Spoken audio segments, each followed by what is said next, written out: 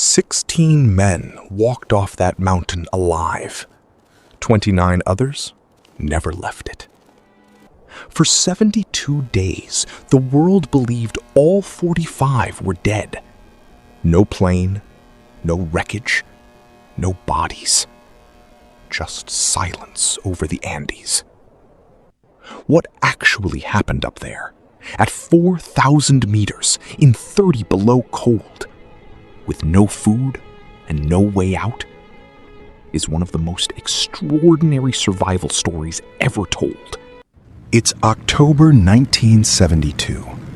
A Uruguayan Air Force plane leaves Montevideo bound for Santiago, Chile.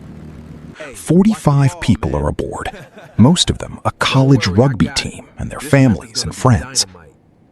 Bad weather over the mountains forces the pilots to land early in Mendoza, Argentina to wait it out. The next day, they try again. To cross the Andes safely in this aircraft, they need to pass a checkpoint called Curico before turning towards Santiago. Fighting strong headwinds, the plane is flying slower than the instruments suggest.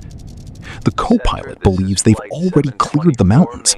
He radios ahead, beginning descent. He is wrong. They are still deep inside the range. The plane drops through the clouds, and then rock dead ahead. The pilots slam the throttle forward, fighting for altitude, and for one terrible second, it looks like they might clear the ridge. They don't. The nose scrapes over the peak, but the tail is torn away on impact, the wings ripped off behind it. What's left of the fuselage, now a bare wingless tube, slides down the far side of the mountain like a toboggan, hurtling down a glacier before slamming into a wall of snow. 12 people are dead before the wreckage even stops moving.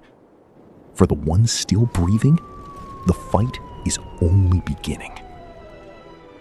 At 3,600 meters, the air itself is an enemy. Every breath is thinner than it should be. Hearts race just to keep the body running. Without walls or heating, the cold pours straight through the broken fuselage. The survivors strip seat covers for blankets and jam suitcases into the gaping hole where the tail used to be, trying to hold in whatever warmth is left. Someone realizes that eating snow straight from the ground will drop their body temperature dangerously fast. So they improvise, polishing the metal seat frames into makeshift mirrors, angling them to catch the sun, melting snow into empty wine bottles, drop by drop. It's their first small victory. Food is another matter. A few chocolate bars, some crackers, 2 jars of jam. For 28 survivors. 10 days pass in a kind of suspended agony. Someone digs lipstick out of a suitcase and tries to write SOS on the white roof of the fuselage, but there isn't enough lipstick to make the letters big, and the white shell blends into the white snow anyway. From above, there is nothing to see. The only question anyone asks anymore is whether searchers are still out there. Then, buried in the luggage, someone finds a small transistor radio. It's dead on arrival. The mountains swallow the signal. Roy Harley, one of the passengers, strips wiring from the plane's own electrical system and builds a crude antenna by hand, stringing it out across the snow. After hours of fiddling in total silence, the radio finally crackles to life. A Chilean station comes through, and the news is not what anyone hoped. The search for the missing Uruguayan flight, the announcer says, has officially been called off. 10 days in that terrain, and no chance anyone survived. A different kind of silence falls over the group now. They understand, all at once. To the outside world, they are already dead. No one is coming. If they want out, they will have to get themselves out. days later, while they sleep, an avalanche buries the fuselage in seconds. 8 more people suffocate before anyone can dig free. The rest are trapped under the snow for 3 days before they claw a tunnel to open air. By now, starvation has moved past hunger into something more dangerous. The body, with nothing left to burn, starts consuming its own fat, then its own muscle. And at this altitude, staying warm alone doubles the calories the body needs just to survive. There is no plant life up here, no animals. Nothing grows on rock and ice. So the survivors face an impossible choice. The only source of protein anywhere on that mountain is the bodies of the friends they've already lost, preserved whole by the freezing cold. It is not a decision made lightly, and it is not madness. It is biology, stripped down to its rawest terms. Without it, no one would have the strength left to walk out. They make a pact. If any of them dies, the others may use what's left behind to keep living. 2 months in, only 16 remain. It's clear that if they stay, the spring thaw will finish what the mountain started. 3 of the strongest, Nando Parrado, Roberto Canessa, and Antonio Vicentin, decide their only real option is to leave the wreck behind and walk toward Chile on foot. They spend weeks preparing, stitching together insulation panels from the plane into a crude sleeping bag to survive the freezing nights outside. On December 12th, they set out, certain that just beyond the next ridge, green valleys are waiting.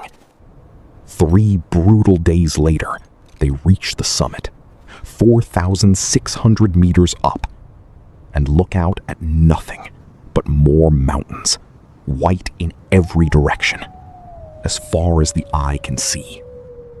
Parrado makes the call. Turning back means dying with everyone else, so they keep going.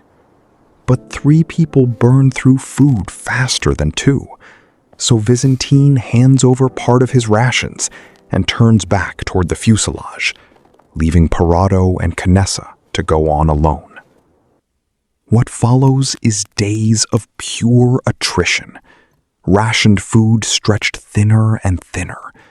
Nights spent huddled together in the sleeping bag just to avoid freezing. Sunburned, frostbitten, half-starved, they keep moving because stopping means dying. Then, slowly, the ground starts to change. Thinner air gives way to something breathable. Rock and running water start to replace snowfields. It isn't safety yet, but for the first time in weeks, the land in front of them doesn't look like a graveyard. On the 10th day of walking, they reach the bank of a rushing river, too loud to shout over.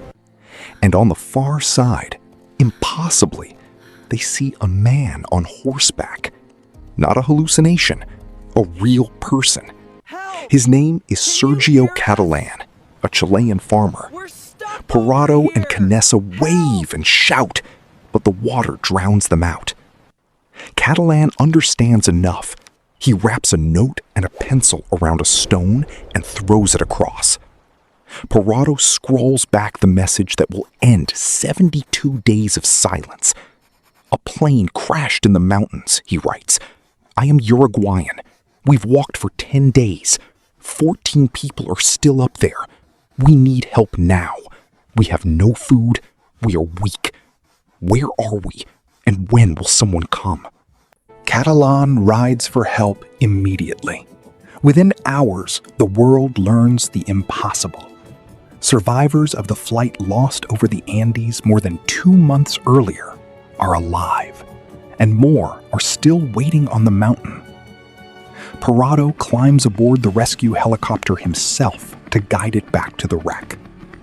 On December 22nd, 72 days after the crash, the last of them are lifted off the mountain.